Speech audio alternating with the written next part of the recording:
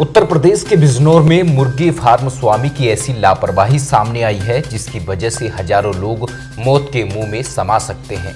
Bird flu के इस दौर में मुर्गी फार्म के अंदर सैकड़ों मुर्गी की अचानक मौत होने के बाद मुर्गी फार्म स्वामी ने मरे मुर्गों को फार्म के अंदर ही पड़ा छोड़ दिया और पशुपालन विभाग को सूचना तक नहीं दी। इस मामले में पशुपालन विभाग की भी बड़ी लापरवाही सामने आई है। फिलहाल सैकड़ों की तादाद में मरे मुर्गे फार्म के अंदर ऐसे ही पड़े हुए सड़ रहे हैं। आप साफ तौर पर तस्वीरों में देख सकते हैं कि लापरवाही की ऐसी भयावह तस्वीर आपने कभी नहीं देखी होगी। तस्वीरों में दिख रहे सैकड़ों की तादाद में मरे मुर्गों की बदबू से जहां स्थानीय लोग परेशान हैं, तो वहीं मुर्गा स्वामी ने मुर्गों को ऐसे ही पड़ा छोड़ दिया है। तस्वीरें आपके सामने हैं। नहटोर नूरपुर मार्ग स्थित गांव तरकोला मुर्गी फार्म की जो सिकंदर नामक व्यक्ति मोटा मुनाफा कमाने के उद्देश्य से चलाता है। सिकंदर नहटोर के बड़े मुर्गा व्यापारियों में से एक है, जिसकी लापरवाही से हजारों लोग बर्ड फ्लू जैसी भयंकर बीमारी की चपेट में आ सकते हैं। हालांकि स्वास्थ्य विभाग ने अभी तक जनपद बिजनौर में बर्ड फ्लू की पुष्टि नहीं की है, लेकिन लापरवाही बरतने से भी स्वास्थ्य विभाग ने साफ इनकार किया है। मुर्गा फार्म स्वामी की लापरवाही की हद तो जब हो गई जब मीडिया कर्मियों ने फोन करने के बाद भी उसने फार्म में चल रहे मुर्गों की कोई सूध नहीं ली। अब देखना ये होगा कि पशुपालन विभाग इस मामले में क्या कार्रवाई करता है। आज नहटोर में जो है एक साथ लगभग 150-200 मुर्गों की मौत हुई एक मुर्गी फार्म में। तो क्या लगता है आपको, क्या किस तरह से मौत हुई होगी? ये तो काफ़ी आश्चर्य की बात है। ऐसा सुनने को मिल रहा है अभी। ये बहुत बड़े खतरे की संकेत है, लेकिन ह्यूमन बीइंग में अभी तक एक भी केस इस प्रकार की देखने को नहीं मिल पाई है।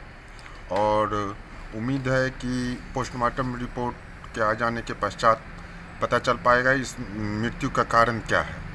और एक साथ इतने मुर्गे की मौत होना, क्या लगता है कि ये बर्ड फ्लू का संकेत है? बर्ड फ्लू का संकेत अभी तो कहा नहीं जा सकता है।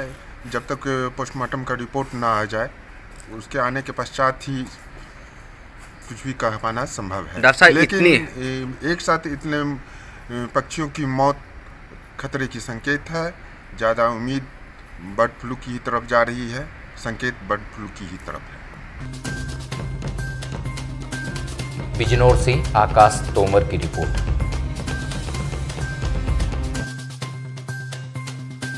देश भर में जहां बर्ड फ्लू को लेकर हाई अलर्ट घोषित है, वहीं बरेली मंडल में बर्ड फ्लू का पहला केस मिलने के बाद हड़कंप मच गया। पीलीभीत के पूरनपुर कस्बे में 50 मुर्गियों की मौत के बाद उनका सैंपल केंद्रीय पक्षी अनुसंधान केंद्र बरेली भेजा गया था, जिसमें उनमें बर्ड फ्लू की पुष्टि हो गई है। केंद्रीय पक्षी अनुसंधान संस्थान देश का सबसे बड़ा अनुसंधान केंद्र है, जहां 5 विकसित प्रजातियों के 40,000 पक्षी हैं। यहां मौजूद बायोसेफ्टी लैब में पूरे देश भर के नमूनों की जांच होती है। अब बर्ड फ्लू का मामला बरेली मंडल में ही नहीं मिलने के बाद संस्थान ने बर्ड फ्लू के बचाव के लिए इंतजाम और पुख्ता करने शुरू कर दिए हैं। देखिए, ये हाल में जो बर्ड फ्लू का केस आया है पीलीभीत में, और इसमें मुर्गियों में भी पाया गया है, तो इसके लेके हमने अपनी सतर्कता को, आप कह सकते हैं कि सुपर हाई अलर्ट पर रख दिया है। क्योंकि हमारे यहाँ लगभग 40,000 पक्षी हैं। 5 प्रजातियों की तमाम जो नस्लें हमने सुधार करके 40-50 साल के रिसर्च करके बनाई हैं, तो उनकी सुरक्षा के लिए हम कोई भी लापरवाही अपने स्तर पर नहीं छोड़ रहे हैं। हमने यथासंभव प्रयास किए हैं कि ऊपर उड़ते हुए परिंदे हमारे फार्म पर ना उतरें। उनकी बीट अगर जहाँ गिरती है वहाँ पर तुरंत उनको सैनिटाइज़ करें। हम लोग एक टीम भी बनाए हैं जो 24 घंटे इसकी निगरानी कर रही है, समय समय पर फार्मों की विज़िट करती है। और उस टीम के भी मुखिया हमारे डॉक्टर जगबीर सिंह त्यागी हैं, प्रधान वैज्ञानिक हैं। टीम में 2 और वैज्ञानिक भी हैं जो हेल्थ से जुड़े हुए हैं, डॉक्टर AS यादव हैं, डॉक्टर गौतम कुलूरी हैं। 2 हमारे जो सफाई के हमारे जो इंचार्ज हैं श्री मीना जी हैं, एक सिक्योरिटी वाले हैं श्री अरुण कुमार हैं। ये 5 आदमियों की टीम है। इसके अलावा मैं स्वयं भी प्रतिदिन सभी फार्म के इंचार्जेस के साथ अलग अलग, एक फार्म में जाता हूँ तो उसका इंचार्ज साथ होता है, बाकी लोग नहीं आते हैं। इस तरीके से जाके वहाँ पर देख रहे हैं। कोई भी कमी किसी भी प्रकार की नज़र आती है तो हम उसको दुरुस्त कर रहे हैं। जिन कमरों के शेड के आगे हमारे को लगता है कि वो जो दवाई हमने डाली हुई है उसकी मात्रा पर्याप्त नहीं है तो हम तुरंत उसे पूरा करवाते हैं।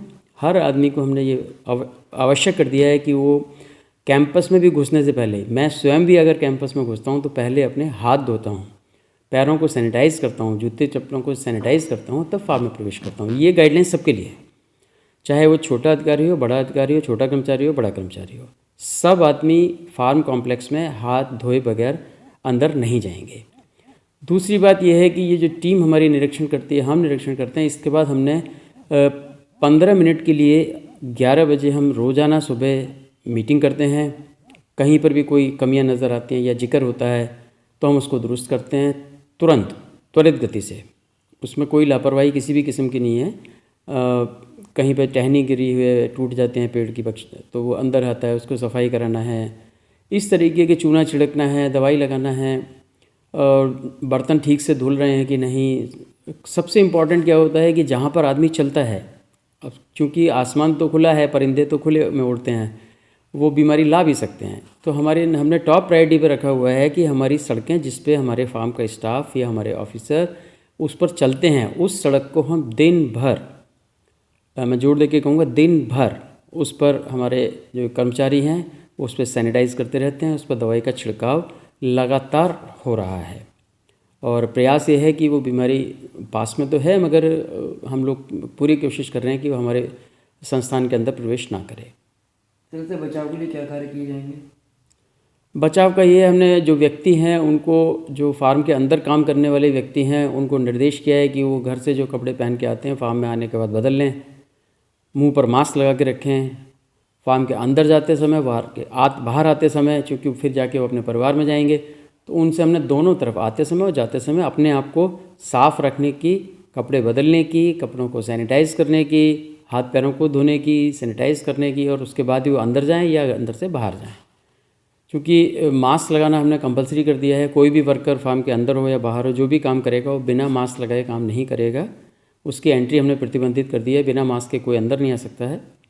और बाकी सामान्यतः जो सुरक्षा के जो अधिकतम उपाय हो सकते हैं वो हमने सब अपनाए हैं।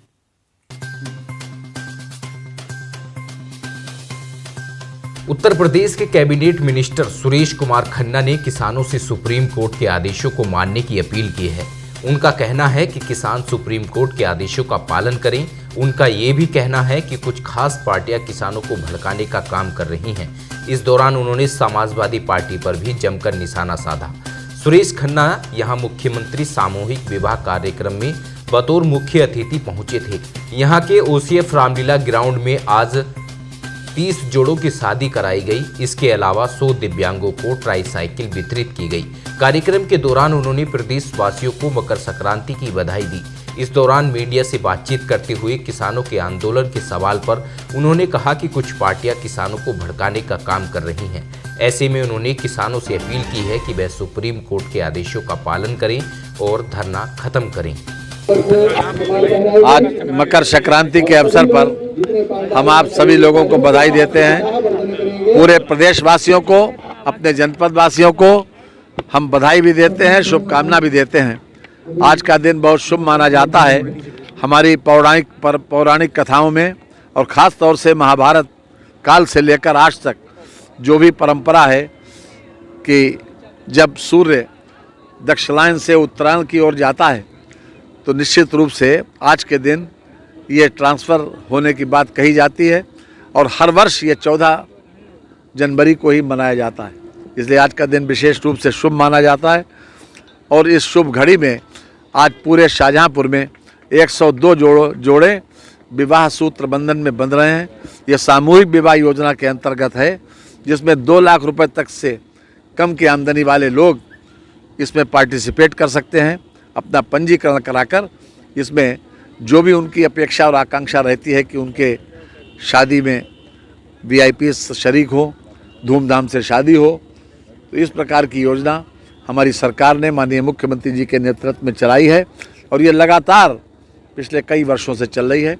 इसमें 250 करोड़ रुपए की व्यवस्था इस वर्ष की गई थी, और पिछले सालों में भी इसमें काफ़ी लोग लाभान्वित हो चुके हैं।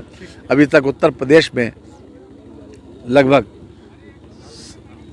मैं समझता हूँ कि 80,000 से ज़्यादा लोग इसमें लाभान्वित हो चुके हैं और ये बहुत अच्छी योजना है और लगातार चलने वाली, जिसमें लोग सामूहिक रूप से विवाह भी होता है और जो दान दहेज की व्यवस्था है वो भी इसमें की जाती है। एक जोड़े के लिए 51,000 रुपया सरकार देती है, जिसमें से 6,000 रुपये व्यवस्था के लिए और 45,000 रुपये में नकदी 20,000 रुपये की, और उसके अलावा उन लोगों को दान दहेज की व्यवस्था भी होती है।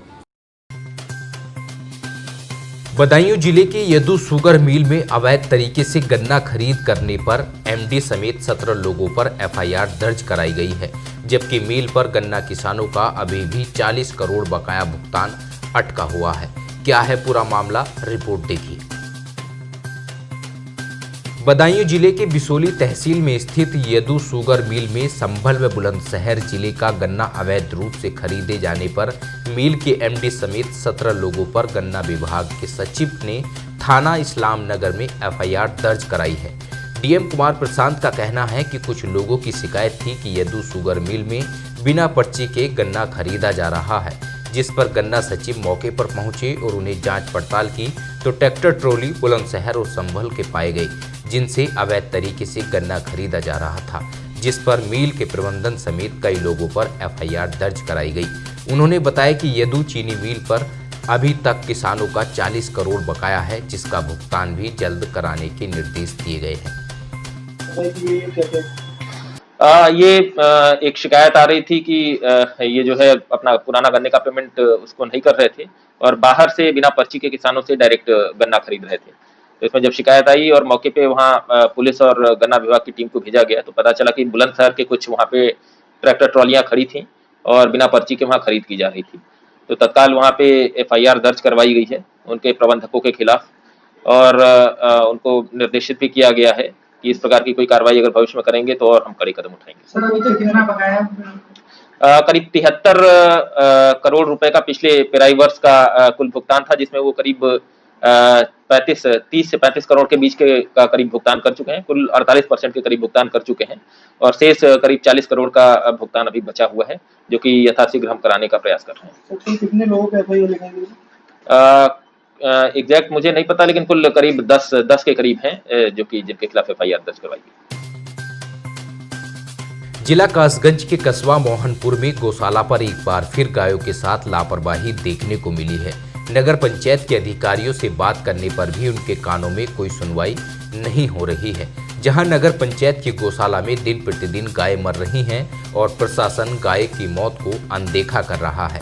उत्तर प्रदेश के मुख्यमंत्री योगी आदित्यनाथ से विनती है, गौशाला के लिए जो धनराशि भेजते हैं वह धनराशि गायों के लिए पूर्णतः खर्च की जाए, जिससे कि गायों का पेट भरता रहे। दिन प्रतिदिन जो गौशाला में गो हत्या हो रही है उस पर रोक लग सके। जब गाय को सुबह शाम का खाना ही नहीं मिलेगा तो गाय इसी तरह दिन ब दिन मरती रहेंगी। गौशालाओं के लिए गायों का पेट भरने के लिए प्रशासन की तरफ से भेजे गए रुपयों से गायों का पेट न भरने की वजह से खुद का पेट भरा जा रहा है और हमारी गौ माता भूख से तड़पकर मर रही है। वहीं गौ सेवक बाजारों में बची हुई सब्जियों को उठाकर गायों का पेट भर रहे हैं और घर घर जाकर गाय माता के लिए 2 वक्त की रोटी का इंतजाम कर रहे हैं। मैं गौ सेवक गिरीशन नगर पंचायत मोहनपुर डिस्ट्रिक्ट कासगंज से बोल रहा हूँ। मेरी गौशाला में अभी तक कोई सुनवाई नहीं हो रही है। मैं दर दर भटक कर लोगों से पत्ते, गोभी के पत्ते, सब्जी इकट्ठियाँ कर रहा हूँ जो गौ माता के लिए हरा चारा दे सकूँ। अभी तक इतने कहने पर भी मेरी कोई सुनवाई नहीं है। गौशाला के लोग सो रहे हैं, उनकी नींद जग नहीं रही है। काफ़ी प्रयास करने के बावजूद भी अभी कोई सुनवाई नहीं हुई है मेरी। मैं इतना कहने के बावजूद, सुबह तो कुछ भी नहीं था, सुबह के सानी थोड़े आधे तसले में सूखा घुस डाल के तब रातब की व्यवस्था की थी हमने। सुबह खाली उसमें रातब थोड़े रातब में ही व्यवस्था करनी पड़ी थी। उत्तर प्रदेश और उत्तराखंड की तमाम छोटी बड़ी खबरों के लिए देखते रहिए समाचार उत्तर प्रदेश उत्तराखंड, खबरों की दुनिया। जुड़ने के लिए चैनल को सब्सक्राइब करें और लेटेस्ट न्यूज अपडेट के लिए बेल आइकन दबाएं।